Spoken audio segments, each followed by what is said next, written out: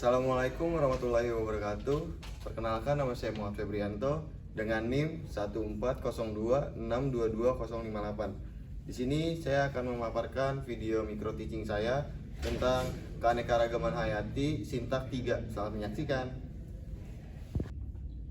Assalamualaikum semuanya. Waalaikumsalam. Gimana semuanya hari ini? Baik nggak kabarnya? Alhamdulillah. Alhamdulillah kalau baik semuanya. Di sini sebelum kita mulai pelajaran, apa ada yang tidak hadir? Ada. Pak. Siapa yang tidak hadir? Putri. Oh, si Lala ya? Iya. Kenapa dia? Sakit. Sakit ya, oke. Kalau gitu sebelum kita mulai pelajaran, boleh dipimpin doa. Baik Pak. Baik, sebelum pembelajaran dimulai, mari kita semua berdoa terlebih dahulu. Berdoa menurut kepercayaan masing-masing dimulai.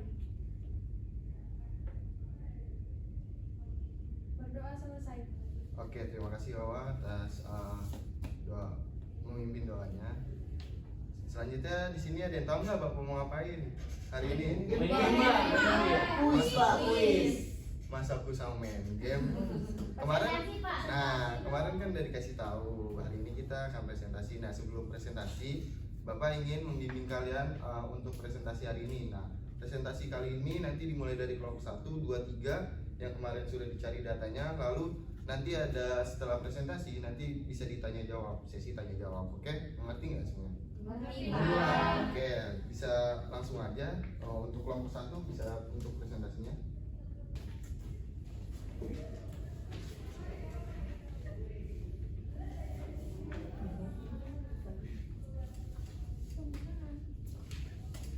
Assalamualaikum warahmatullahi wabarakatuh. Waalaikumsalam warahmatullahi wabarakatuh. Perkenalkan, kami dari kelompok 1. Nah, dengan saya Ahmad Zulfikar. Saya Putri Marubu. Nah, di sini kami akan mempresentasikan hasil diskusi kami. Diskusi kami itu tentang penebangan liar ya. Penebangan liar yang semakin meningkat dan ekspansi perkebunan kelapa sawit serta peternakan telah merusak hutan di Pulau Sulawesi dan mengancam keanekaragaman hayati yang ada. Sulawesi sendiri merupakan pulau terbesar di Indonesia dan merupakan salah satu pusat keanekaragaman hayati, terutama di wilayah timur. Sulawesi juga dikenal sebagai wilayah Wales yang merujuk pada Alfred Russel Wallace, seorang penjelajah dan naturalis dari Inggris yang hidup pada abad ke-19. Di sini kami sudah mendapatkan dampak dari penebangan liar pada primata endemik. Nah, itu peningkatan deforestasi di Sulawesi berdampak negatif pada kehidupan primata lokal yang merupakan sepertiga dari semua primata di Indonesia. Sulawesi hanya memiliki dua marga primata, yaitu Tarsius dan Kerang. Namun keduanya telah berkembang biak jadi lebih banyak dibandingkan sebelumnya di pulau-pulau lainnya di Indonesia. Selanjutnya akan dibahas oleh teman. Kemudian ada perubahan kebutuhan manusia. Secara keseluruhan, saya menyimpulkan bahwa konflik antara kebutuhan kehidupan manusia dan kebutuhan melindungi primata akan terus berlanjut dengan peningkatan aktivitas deforestasi di Pulau Sulawesi. Habitat bagi primata-primata yang tersisa tidak cukup bagi mereka untuk bertahan hidup kecuali sisa-sisa hutan yang ada dilindungi dan dirawat dengan hati-hati. Dua provinsi yang memiliki tingkat deforestasi tertinggi yaitu Sulawesi Barat dan Sulawesi Selatan bagian timur telah menjadikan hutan mereka sebagai tanah pertanian dan perkebunan untuk kelapa sawit, jagung dan coklat dan juga penambangan nikel. Kemudian penebangan liar juga menyebabkan deforestasi di wilayah tersebut bahwa pada wilayah yang dilindungi dan taman-taman nasional. Masalah menjadi lebih buruk dengan adanya fakta kebutuhan manusia terhadap produk pertanian terus meningkat. Tekanan populasi dan kurangnya pekerjaan di luar sektor pertanian membuat kebutuhan lahan pertanian semakin meningkat yang tentu saja akan merusak hutan.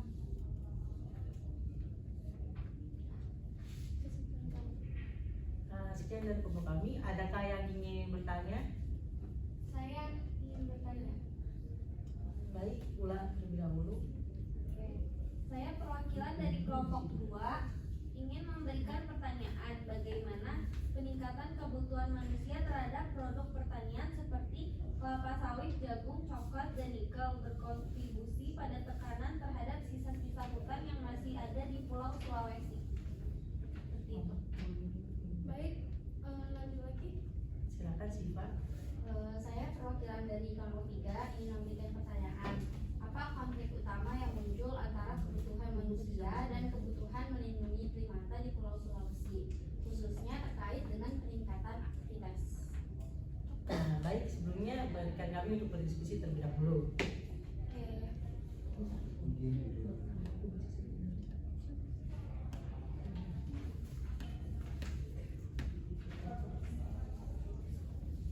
Waktu diskusi 2 menit ya. Baik, Pak.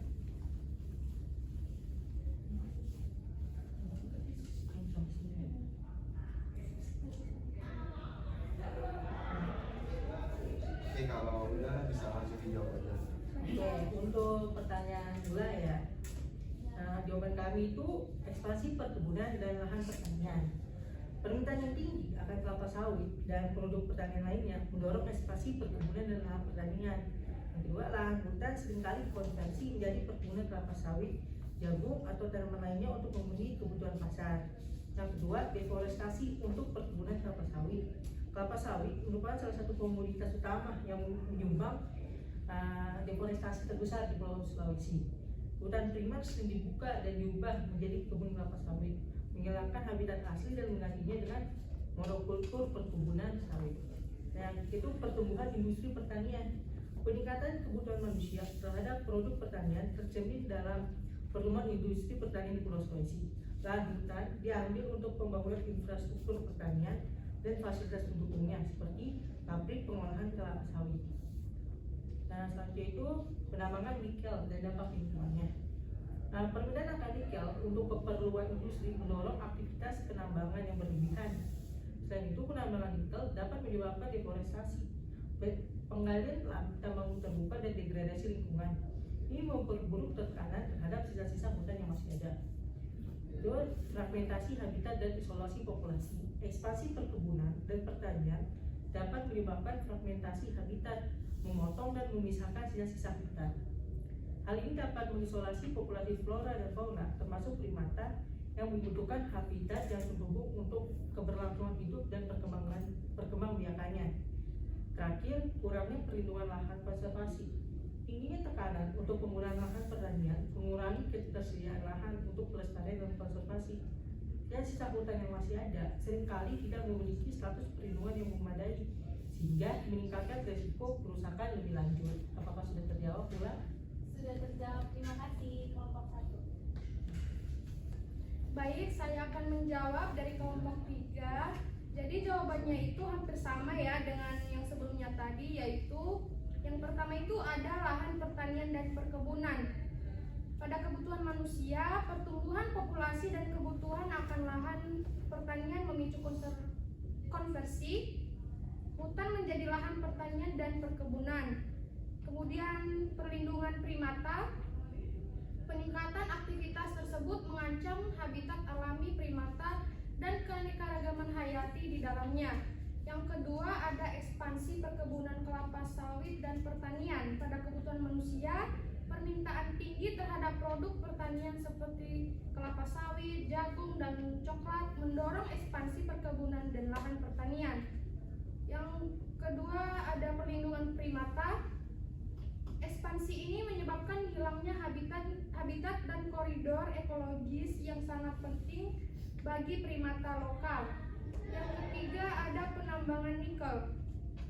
Pada kebutuhan manusia, permintaan akan nikel untuk keperluan industri mendorong penambangan yang seringkali merusak hutan dan ekosistem sekitarnya. Pada perlindungan primata, aktivitas penambangan dapat mengakibatkan kehilangan habitat dan mencemari air serta tanah, merugikan primata yang bergantung pada lingkungan alami yang bersih. Yang keempat ada tekanan populasi dan ketergantungan pada sektor pertanian. Pada kebutuhan manusia, tekanan populasi dan kurangnya pekerjaan di luar sektor pertanian menyebabkan peningkatan kebutuhan akan lahan pertanian. Pada perlindungan primata, peningkatan ini dapat menyebabkan fragmentasi habitat, isolasi populasi primata, dan meningkatkan risiko kepunahan. Yang kelima ada ketersediaan lahan untuk pelestarian. Pada kebutuhan manusia, tanah yang semakin semakin terbatas untuk pertanian mengurangi ketersediaan lahan untuk program pelestarian dan konservasi. Pada perlindungan primata, kurangnya lahan yang dilindungi dapat menyebabkan sulitnya melindungi habitat primata yang tersisa. Sekian, apakah terjawab? Terjawab. Terima kasih kelompok 1. Sekian dari presentasi kami. Wassalamualaikum warahmatullahi wabarakatuh. Waalaikumsalam warahmatullahi wabarakatuh. Oke, terima kasih untuk kelompok 1 atas pemaparannya. Nah, dari kelompok 1 ini tadi datanya itu penebangan liar ya. Iya, Pak. Oke, nah di sini udah bagus banget. Itu udah diambil dari dampak pada primata endemik dan perubahan kebutuhan manusia. Oke, dan terima kasih juga tadi yang udah kelompok 2 dan 3 udah bertanya. Bagus sekali. Mungkin sekarang bisa lanjut ke kelompok 2.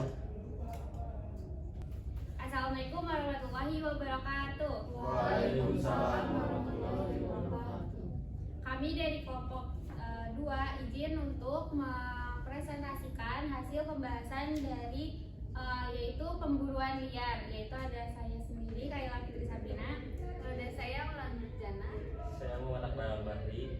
Oke, jadi dalam konteks teori konservasi biologi, kegiatan pemburu liar di Kalimantan dapat dianggap sebagai ancaman serius terhadap keanekaragaman hayati. Teori ini menekankan pentingnya pelestarian spesies dan habitat alami untuk mencegah kepunahan dan menjaga keseimbangan ekosistem. Pemburu liar dapat menyebabkan penurunan populasi spesies-spesies tertentu karena kegiatan penangkapan yang tidak terkontrol. Hal ini dapat memicu kerugian signifikan dalam rantai makanan dan menyebabkan gangguan ekologis yang dapat berdampak luas. Terlebih lagi, spesies yang menjadi target pemburu liar seringkali termasuk dalam kategori yang dilindungi atau memiliki peran penting dalam menjaga keseimbangan ekosistem. Dengan demikian, untuk mengatasi permasalahan pemburu liar di Kalimantan, perlu diterapkan kebijakan perlindungan hutan yang lebih ketat, penegakan hukum yang efektif, serta upaya edukasi dan partisipasi masyarakat dalam pelestarian keanekaragaman hayati. Oke, segitu saja dari kelompok kami. Jika ada yang ingin bertanya, dipersilakan. Untuk kelompok 1 ada pertanyaan? Saya mau bertanya, pertanyaannya bagaimana pemburu liar dapat menyebabkan penurunan populasi spesies dan mengganggu rantai makanan serta apa dampak ekologis yang mungkin timbul dari aktivitas tersebut? Oke, baik. Terima kasih atas pertanyaannya kelompok 1. Ada lagi yang ingin bertanya? Saya ingin bertanya, boleh? Apa yang dilakukan berdasarkan teori konservasi biologi untuk mengatasi permasalahan pemburu liar di Kalimantan? Oke, terima kasih. Dari kami, kelompok 2 izin untuk berdiskusi dulu ya. Waktu diskusi 2 menit ya. Oke, Pak.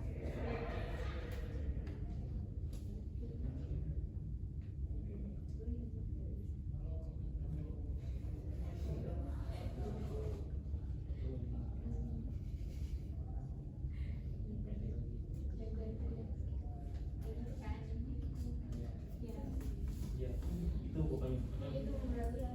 Iya. Udah, Betul, Pak. itu betul. Kalau udah Betul. menemukan jawabannya langsung dijawab aja. Oke, saya izin jawab untuk tadi pertanyaan kelompok 1.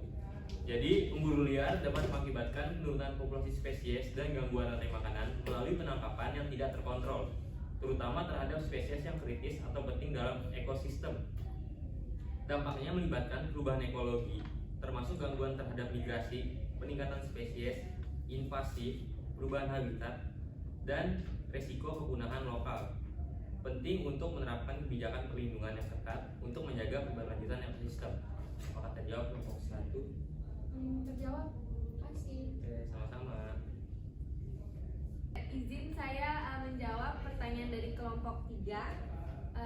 Jadi jawaban dari kelompok kami itu berdasarkan teori konservasi biologi, tindakan untuk mengatasi permasalahan pemburu liar di Kalimantan itu melibatkan penerapan kebijakan perlindungan hutan, penegakan hukum yang efektif, serta upaya edukasi dan partisipasi masyarakat dalam pelestarian keanekaragaman hayati. Seperti itu. Apakah untuk kelompok 3 sudah terjawab?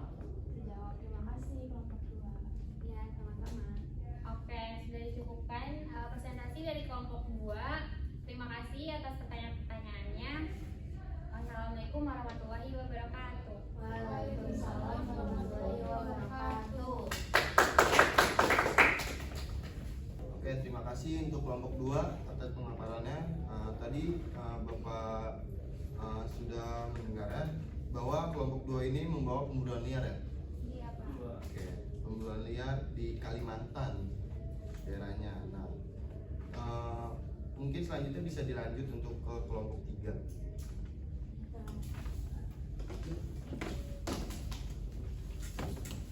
Oke, assalamualaikum warahmatullahi wabarakatuh. Waalaikumsalam warahmatullahi wabarakatuh. Kami akan mempresentasikan hasil kerja dari kelompok 3, di mana saya sendiri ada Muhammad Isra Putra. Saya Syifa Maulia. Saya Naila Walia. Oke, di sini kelompok kami akan membahas tentang deforestasi. Deforestasi di Sumatera menjadi salah satu permasalahan kritis dalam keanekaragaman hayati. Dalam teori ekologi, deforestasi adalah proses pengurangan luas hutan secara signifikan yang dapat mengakibatkan hilangnya habitat alami bagi berbagai spesies flora dan fauna. Kehilangan hutan di Sumatera dapat menyebabkan kepunahan spesies endemik yang bergantung pada ekosistem hutan tersebut untuk kelangsungan hidup mereka. Selain itu, deforestasi juga dapat mengakibatkan perubahan iklim dan hilangnya layanan ekosistem yang penting bagi manusia, seperti penyediaan air bersih dan mitigasi bencana alam. Oleh karena itu, perlindungan hutan dan kebijakan pengelolaan sumber daya alam yang berkelanjutan menjadi kunci untuk mengatasi permasalahan deforestasi dan menjaga keanekaragaman hayati di Sumatera.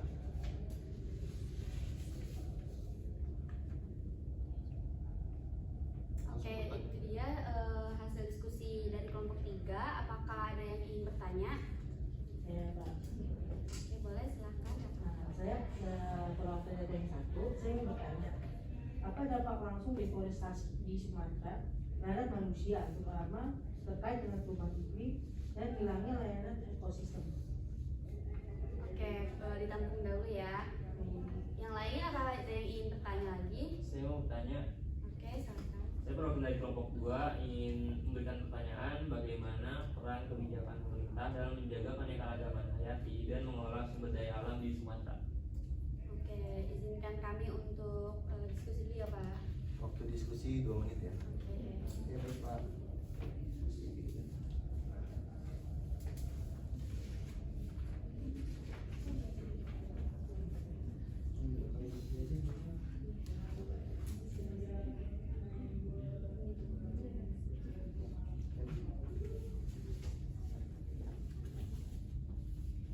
Oke, izin menjawab pertanyaan dari kelompok 1. Jadi dampak langsung deforestasi di Sumatera terhadap manusia itu mencakup berbagai aspek, terutama terkait dengan perubahan iklim dan hilangnya layanan ekosistem. Nah, berikut adalah beberapa dampak yang dapat diidentifikasi. Yang pertama, dampaknya itu mengenai perubahan iklim. Jadi dari perubahan iklim itu menyumbang emisi gas rumah kaca, dapat juga meningkatkan suhu dan perubahan pola cuaca. Lalu juga dampaknya adalah hilangnya layanan ekosistem seperti air bersih, pengendalian banjir, dan pertanian juga pangan. Dampak selanjutnya itu kehilangan keanekaragaman hayati seperti pemutusan rantai makanan dan kesehatan manusia. Dampak selanjutnya juga itu ada konflik sosial dan ekonomi yang mempengaruhi masyarakat lokal dan perubahan gaya hidup. Lalu juga bencana alam dan kerentanan lingkungan itu akan berakibat kepada longsor, tanah, dan banjir. Juga dapat meningkatkan kerentanan terhadap gempa bumi. Bagaimana kelompok 1, apakah sudah terjawab? Oke, sama-sama. Oke, selanjutnya saya akan menjawab pertanyaan dari kelompok 2. Jadi, peran kebijakan pemerintah itu sangat krusial dalam menjaga keanekaragaman hayati dan mengelola sumber daya alam di Sumatera. Berbagai kebijakan harus dirancang dan dilaksanakan agar dapat mengatasi tantangan deforestasi, hilangnya habitat, dan dampak negatif lainnya terhadap lingkungan dan kehidupan manusia. Jadi berikut adalah beberapa aspek peran kebijakan pemerintah. Yang pertama ada zonasi dan perlindungan area konservasi, lalu ada regulasi pengelolaan hutan dan perkebunan, terus juga ada penegakan hukum dan sanksi, pengembangan ekowisata, perencanaan tata ruang dan penggunaan lahan, serta penyuluhan dan pendidikan lingkungan. Nah, oleh karena itu, pemerintah harus berperan sebagai pengarah, fasilitator, dan penegak hukum dalam upaya pelestarian lingkungan di Sumatera. Dengan mengimplementasikan kebijakan yang holistik dan berkelanjutan, pemerintah dapat membantu menjaga keanekaragaman hayati dan keberlanjutan sumber daya alam di wilayah tersebut. Bagaimana untuk kelompok 2, apakah sudah terjawab? Sudah terjawab, makasih kelompok 3. Sama-sama. Oke, sekian dari kelompok 3. Assalamualaikum warahmatullahi wabarakatuh. Waalaikumsalam warahmatullahi wabarakatuh.